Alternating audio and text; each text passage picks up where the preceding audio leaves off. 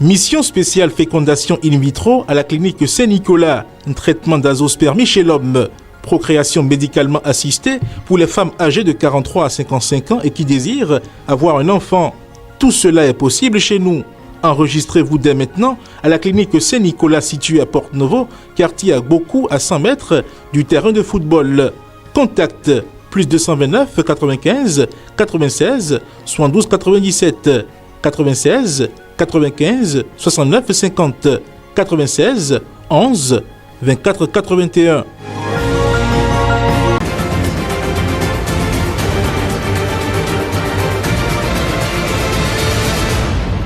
Guéri TV Monde, le leader des Web TV au Bénin.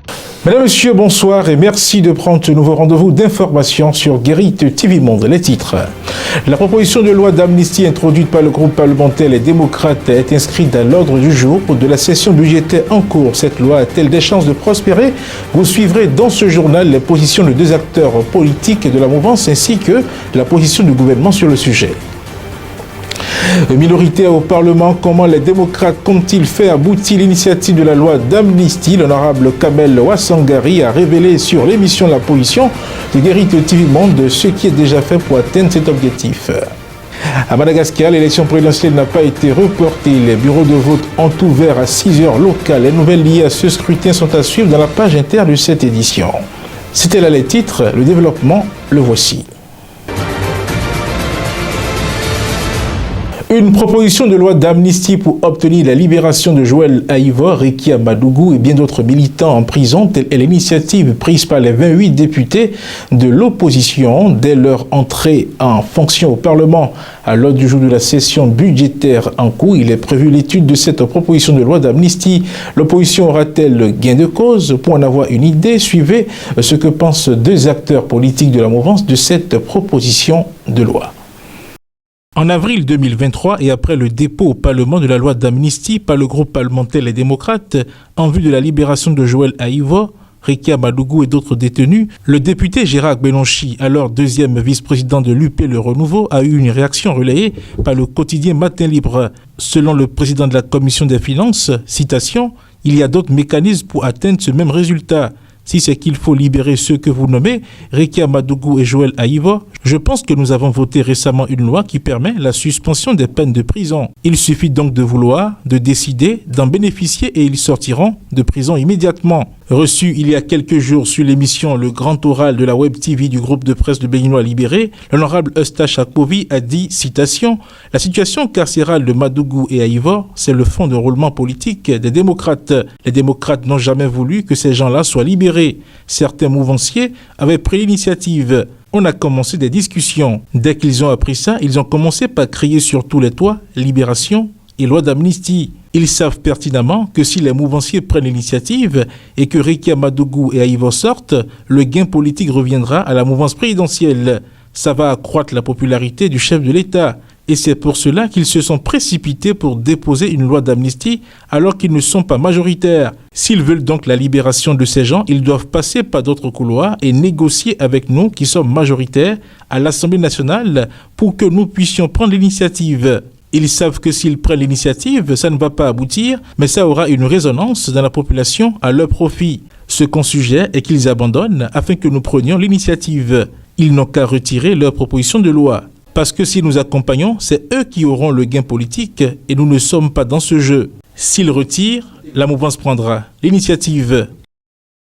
La position du gouvernement est également connue sur le sujet. Le 26 octobre 2023, Wilfried Léand de Rumbidji était l'invité Afrique de Radio France Internationale au sujet de la libération de Joël Aïvo et de Rekia Madougou. Voici la réponse donnée par le porte-parole du gouvernement. Il y a dans nos prisons quelques milliers de concitoyens condamnés à l'issue de procès réguliers et les mesures d'aménagement de peine prévues par les lois béninoises peuvent profiter à tous ceux qui en remplissent les conditions substantielles à un moment ou à un autre. Et par ailleurs, notre pays dispose, je peux le rappeler, d'une loi qui autorise les personnes condamnées pour certaines catégories de crimes à solliciter la suspension de l'exécution de leur peine. Jusqu'à plus informé, il ne me semble pas que quelqu'un ait sollicité le bénéfice de cette mesure et ne l'ait pas obtenu. Par rapport à une quelconque loi d'amnistie, je ne suis pas député à l'Assemblée nationale. L'Assemblée nationale appréciera souverainement si une telle démarche était portée à la connaissance de sa plénière. Dans un environnement marqué par le rejet de la proposition de loi d'amnistie initiée par les démocrates et le renvoi à la loi 2022-19 portant modification et complétant la loi portant code de procédure pénale, une loi qui octroie au chef de l'État le pouvoir de suspendre les peines de prison, comment l'opposition compte-t-elle faire aboutir une initiative? L'honorable Kamel Ouassangari était l'invité de Shamsdine Badarou sur l'émission La Position. Voici la réponse apportée à cette interrogation. À notre niveau, on ne viendra pas à chaque fois sur les plateaux, bien au niveau de l'opinion, pour dire voilà ce qu'on fait. Mais je crois qu'on a des rencontres que nous menons, parce que nous sommes convaincus, nous sommes conscients que seuls nous ne pouvons pas faire prospérer cette loi.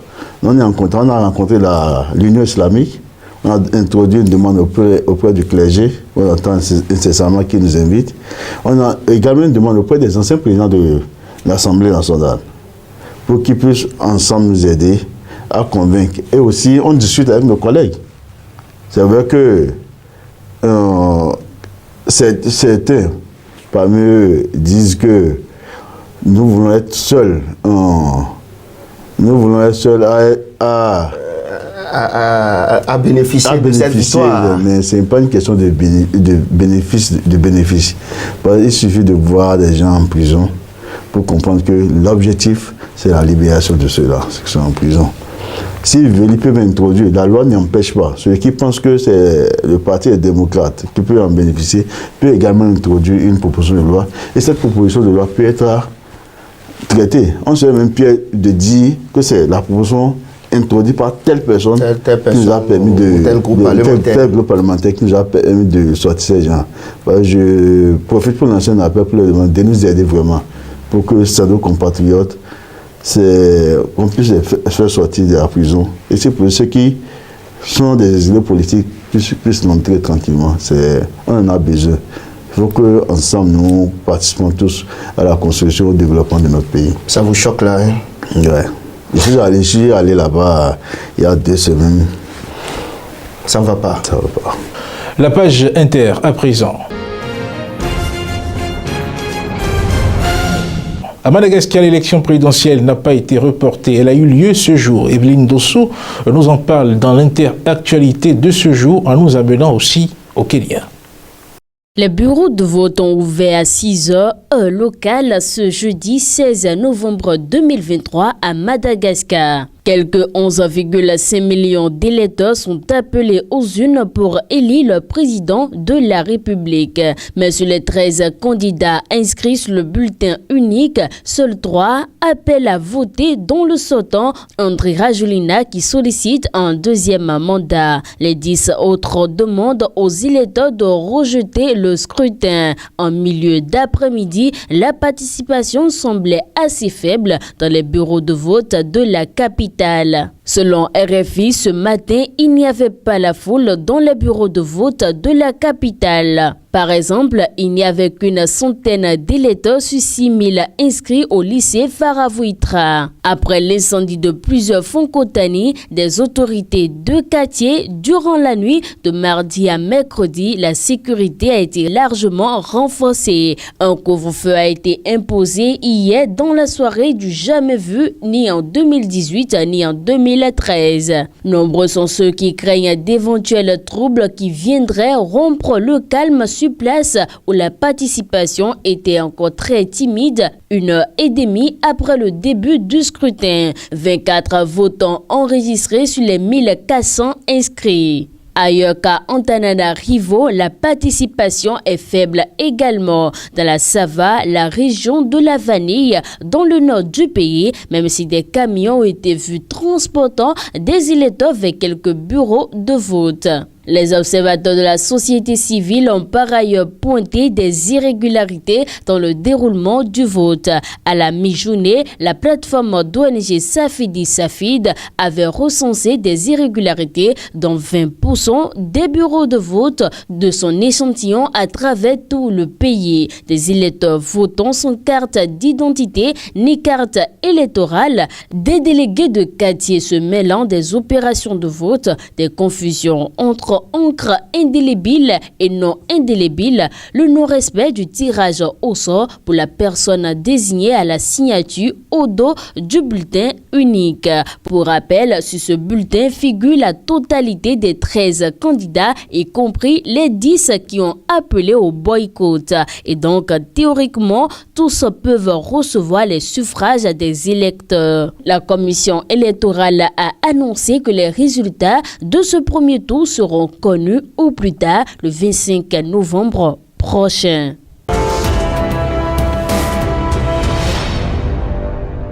Au Kenya, le Parlement vient d'approuver ce jeudi 16 novembre 2023 le déploiement d'une mission de police en Haïti. Début octobre, le Conseil de sécurité des Nations Unies avait donné son feu vert pour que le Kenya prenne la tête d'une mission multinationale afin d'aider Port-au-Prince à lutter contre les gangs. Nairobi entend envoyer dans ce pays 1000 policiers. Mais une décision de la justice kenyane a suspendu le déploiement. Malgré cela, les députés kenyans sont allés de l'avant à l'issue de débats qui ont duré environ 3 heures ce 16 novembre 2023. L'opposition kenyane a mis en avant ses arguments. D'abord, les besoins du Kenya en matière de maintien de l'ordre ou encore l'inexpérience de ses policiers face à l'extrême complexité de la situation haïtienne. Des arguments rejetés d'un revers de la main par le député de la majorité Nelson Koech, président de la commission de défense.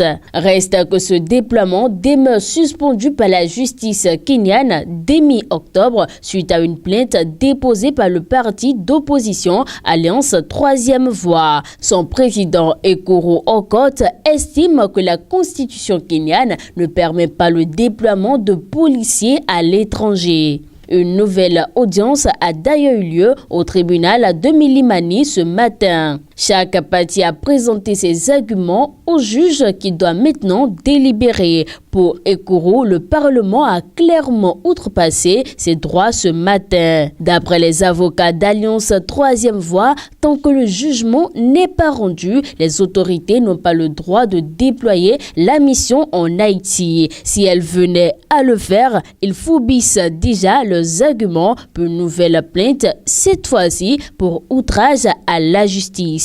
En outre, la semaine passée, le ministre kenyan de l'Intérieur a expliqué au Parlement que ces hommes ne seraient pas envoyés en Haïti tant que les financements de cette mission ne seraient pas assurés. Selon lui, le coût pour les effectifs kenyans s'élève à environ 250 millions de dollars, une somme que le Kenya attend des Nations Unies.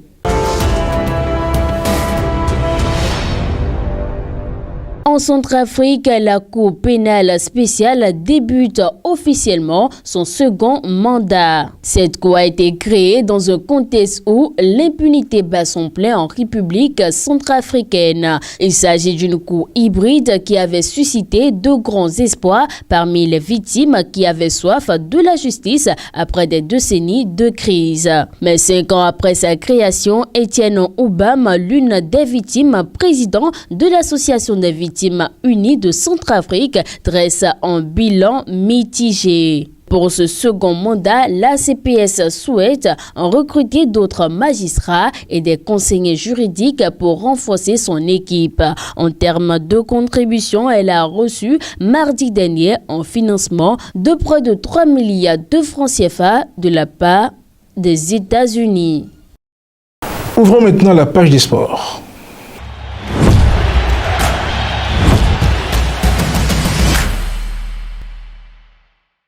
Dans l'actualité sportive de ce soir, on s'intéresse au mondial U17 2023. Le Mali s'est qualifié pour les 8e de finale. D'autres informations sportives nous sont également apportées par Latifat Kaweno. Suivez. Ce jeudi 16 novembre 2023, l'équipe du Mali a remporté la victoire face au Canada et se qualifie pour les 8e de finale de la Coupe du Monde U17 2023. Le Mali a relevé le défi avec brio en remportant une victoire éclatante au Gelora Bang Tomo Stadium de Surabaya en Indonésie. Les jeunes Maliens se sont imposés avec un score de 5 buts à 1 lors de ce match qui était le 3e et dernier match de la phase de groupe. Cette performance exceptionnelle a suivi une défaite précédente contre l'Espagne, survenue après une victoire contre l'Ouzbékistan. La détermination des Aiglons à rebondir et à assurer leur place dans la phase éliminatoire du tournoi a été clairement démontrée sur le terrain.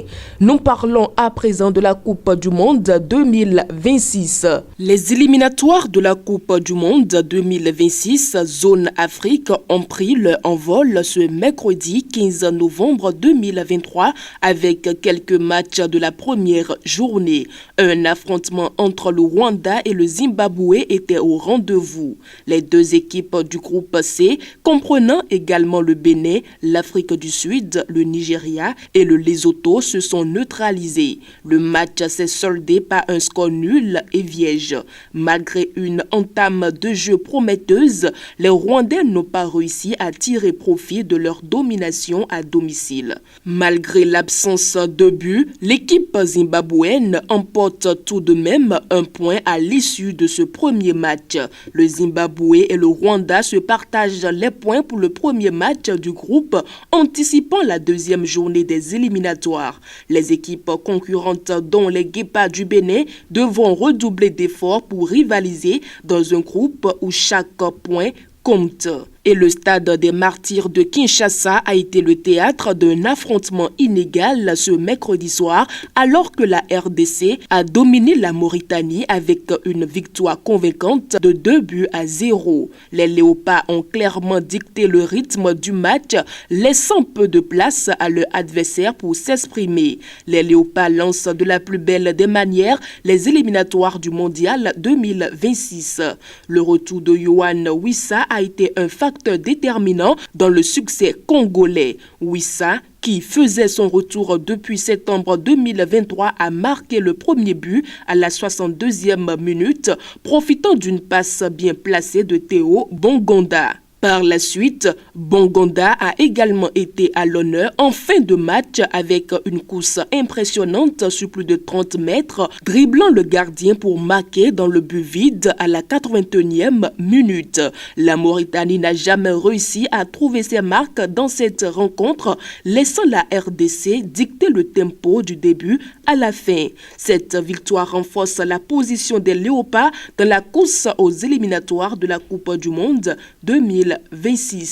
Pour finir, la rencontre entre la Guinée équatoriale et la Namibie s'est soldée par une victoire d'1-0 pour la Guinée équatoriale, marquant un départ réussi dans la quête d'une qualification mondiale. Le seul but de la partie a été inscrit par Emilio Nsou en seconde période à la 67e minute.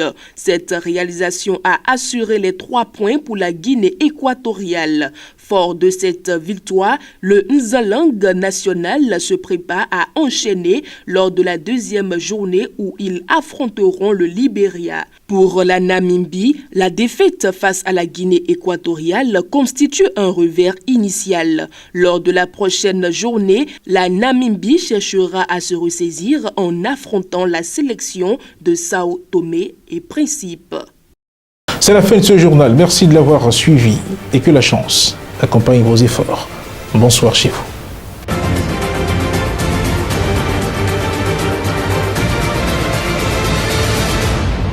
Kéri TV Monde, le leader des Web TV au Bénin.